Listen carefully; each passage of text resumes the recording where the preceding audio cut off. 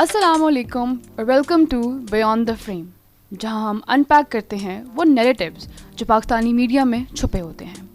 मैं हूं आपकी host Sania and today we are going to be talking about something which is often overlooked or perhaps ignored in our media industry: the portrayal of religion in our dramas or films. The religion we're going to be talking about is the one जो dramas और films में दिखाया जाता है, ना कि वो जो हम जीते हैं। क्या सिर्फ तभी लड़की को दुपट्टा या हिजाब पहनाए देखा जाता है जब वो सुधर जाती है? Why is it that only people who are up to something they wear niqab? और हर दाढ़ी वाला बंदा या तो बुजुर्ग होता है या फिर कोई जालिम। We will unpack these together with Kasifa and Khatija. Welcome guys, hope you are doing great. Thanks. Let's get into this. सबसे पहले वो बात जो सबको नज़र आती है, बहुत सारे ड्रामाज में मजहबी लगाव को विजुअल्स के ज़रिए दिखाया जाता है, निकाब, बियर्ड एटसेट्रा। आप दोनों का इस पे क्या कहना है? ये एक लेज़ी मगर एक सोची समझी स्टोरी टेलिंग होती है। निकाब को ही ले लो। Often dramas use niqab as a way to show that the character is often up to something mysterious. बजाय इसके कि ये दिखाया जाए कि it is something that is just part of a religion or culture for Pakistani people, it is misused and misrepresented. आप जैसे नहीद का कैरेक्टर ले लें, फरीजात में था, या Mannu from Manmayal, both of them use it to go meet their love interest. इससे contradiction पैदा होती है and that sticks with the audience. बिल्कुल, I totally agree. जैसे another example I can think of is that web series Churails, where the protagonists used a niqab store as a front for their so-called spy agency, I guess. So yeah, these visuals ये dangerous stereotypes बनाते हैं। निकाब में औरत अगर झूठ बोलती है, ये चालाक है, तो ये दिखाता है कि वो हिपोक्रेट है। दूसरी तरफ जब लड़की दुपट्टा लेना शुरू कर देती है तो उसकी some sort of moral awakening हो जाती है, जैसे मायरा खान इन शहरज़ाद। सो या please let me know if I am wrong, लेकिन शहरज़ाद में तो उसका स्पिरिचुअल जर्नी भी तो दिखाया गया है। डोंट यू थिंक कि लाइक फेयर आर्क है? बिल्कुल दिखाया गया, लेकिन मसला ये है कि ये आर्क हर दफ़ा वही होता है। लड़की का दिल टूटता है, फिर वो अल्लाह की तरफ आती है और दुपट्टा पहन लेती है। हमें कभी ऐसी लड़की नहीं दिखाई जाती जो पहले से मजहबी हो और फिर भी फ्लॉड या फ़नी या नॉर्मल हो। एग्जैक्टली, या तो हम परफेक्ट होंगे या रिलीजियस, या तो हम परफेक्ट होंगे और रिलीजियस, या फिर हम इमोरल होंगे। कोई बीच का रास्ता ही नहीं है। अच्छा, तो क्या आपको लगता है कि ये जो पोर्ट्रेल्स हैं वो राइटर्स की बिलीव्स को रिफ्लेक्ट करते हैं या सिर्फ ऑडियंस एक्सपेक्टेशंस के लिए होते हैं? आई पर्सनली बिलीव कि ये दोनों चीज़ें हैं। राइटर्स लिखते ही वही हैं जो बिकता है। लेकिन कभी कभी ऑडियंस को अंडर एस्टिमेट करते हैं। So it's high time now that we start portraying more layered characters. So what do you think कि जो ड्रामाज में रिलीजन का पोर्ट्रेयल होता है वो रियल लाइफ में लोगों के फेथ को इफेक्ट करता है या नहीं? बिल्कुल इफेक्ट करता है। जैसे मीडिया ही है जो परसेप्शन को शेप करता है। कभी कभी ज़्यादा स्ट्रांगली करता है इन रियल ऑफ एक्सपीरियंसेस। अगर बार बार फेथ को सिर्फ ट्रॉमा या रिडेम्पशन से जोड़ा जाए तो लोग अपने फेथ को भी उसी नज़र से देखने लग जाते हैं। और मोर इम्पॉर्टेंटली हमारी सेल्फ इमेज को भी अफेक्ट कर रहा है, स्पेशली फॉर यंग वुमेन। उन्हें लगता है कि अगर उनको सीरियस लिया जाए या उनको रिस्पेक्टेबल बनना है तो they have to portray themselves as religious और spiritual. Okay, so please enlighten me on this कि राइटर्स लेयर कैरेक्टर्स क्यों नहीं लिखते जो स्पिरिचुअल भी हों लेकिन फ्लॉड भी हों? Are they catering to the audience और does this reflect what they actually believe? It's bit of a both actually. अगर उनको पता है कि something is working, they are gonna repeat it over and over again. लेकिन now our audience has evolved, they are consuming much more rich content. So अब मुझे लगता है कि वक्त आ गया है कि we can start diving into more nuanced characters.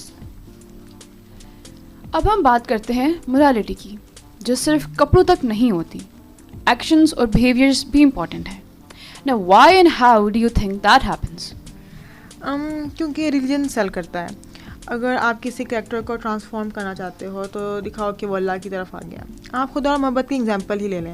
जैसे उसमें जो मेन कैरेक्टर लड़का था वो मिज़ाज पे जाके बढ़ना शुरू कर देता है और बिल्कुल दुनिया से अलग हो जाता है। तो बेशक वो एक लव स्टोरी थी, लेकिन उसमें फेथ को सिर्फ ड्रामेटिक डेप्थ देने के लिए इस्तेमाल हुआ है। लेकिन अलिफ जैसे ड्रामास में कुछ प्रोग्रेस तो दिखाई गई है, नहीं? फॉर श्योर अलीफ बहुत नुआंस्ड था, लेकिन उसमें भी जो ट्रांसफॉर्मेशन थी वो एक्सट्रीम थी। either he was partying or then when he transformed he has completely transformed.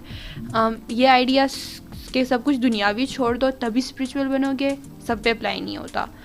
We need to stop that. लेकिन और we need to stop doing that. वो बाइनरी हर वक्त रिपीट नहीं किया जा सकता बार बार. Same goes for the movie Khuda Kay लिए.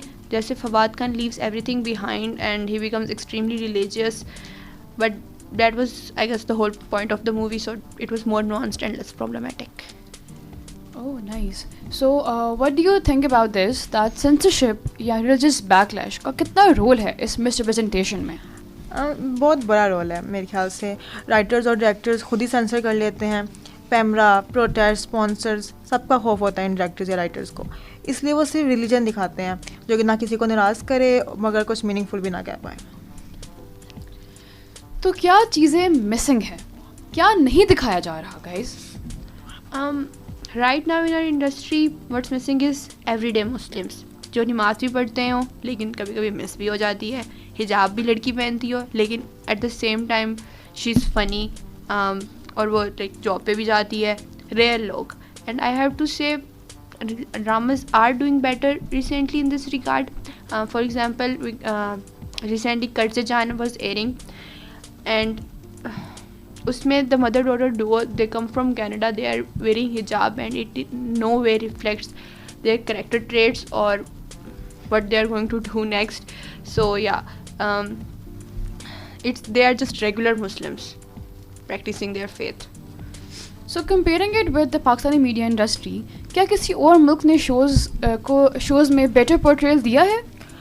जी बिल्कुल. आप टर्किश ड्रामाज ही ले लें, जैसे कि अर्तुगरल में रिलीजियस आइडेंटिटी नेचुरली आती है. वो मॉरल प्रीच नहीं करते, बस लोग उसमें वैसे ही हैं जैसे दिखाए गए हैं. अच्छा, इफ़ आई आस्क यू कि आप ड्रामा लिखें तो फेथ को कैसे इंक्लूड करेंगे? फॉर मी, मैं ऐसा करेक्टर बनाऊंगी जो डिफरेंट तरीके से रिलीजियस हो. Like there are some characters who are traditionally religious and then there are some who are modern, in a modern way they are religious, or some are finding their own religious identity yet. लेकिन faith उनकी identity का part होगा, character arc का नहीं. Same, मैं भी I'll try के faith को मैं texture बनाऊँ इंस्टेड के एक twist हो. So do you believe कि ड्रामास को जिम्मेदार ठहराना चाहिए कि वो रिलीजन को कैसे पोर्ट्रे करते हैं? बिल्कुल. एंटरटेनमेंट कल्चर बनाता है. जब पावर होती है तो रिस्पॉन्सिबिलिटी भी होती है. प्रीच करने की नहीं मगर ऑनेस्टली प्रेजेंट करने की ज़रूरत है. ज़रूरी नहीं है कि परफेक्ट दिखाया जाए. It's more important that we portray them honestly. So we talked about so many thoughtful things today. शुक्रिया कासिफ और Khadija. Now one last question before we end the episode. अगर आप एक स्टीरियोटाइप पाकिस्तानी ड्रामा से हटा सकें तो वो क्या होगा? Oh my God, and the damsel in distress in white dupatta, please stop doing that. Villain मौलवी या सेल्फ राइटियस दाढ़ी वाला बंदा, थोड़ी रेंज तो होना. What do you think, Sania? Oh, for me it would be कि just because if a girl is wearing western or jeans, we don't have to link it to every bad thing. कि अगर वो jeans पहनी है तो वो बुरी भी है, वो evil भी है, वो चोर भी है, वो बदतमीज़ भी है. So there's no link between the कपड़े and the person. Yeah, definitely. Please. So guys, ये था आज का एपिसोड बियॉन्ड द फ्रेम का. अगर आपको ये पसंद आए तो किसी ऐसे से शेयर करें जो समझता है कि ड्रामा सिर्फ टाइम पास है, क्योंकि जैसे हमने देखा ये सिर्फ कहानियाँ नहीं बनाते, ये नज़रियात भी बनाते हैं. खुदा हाफिज़, अगले एपिसोड तक के लिए. अल्लाह हाफ़िज़.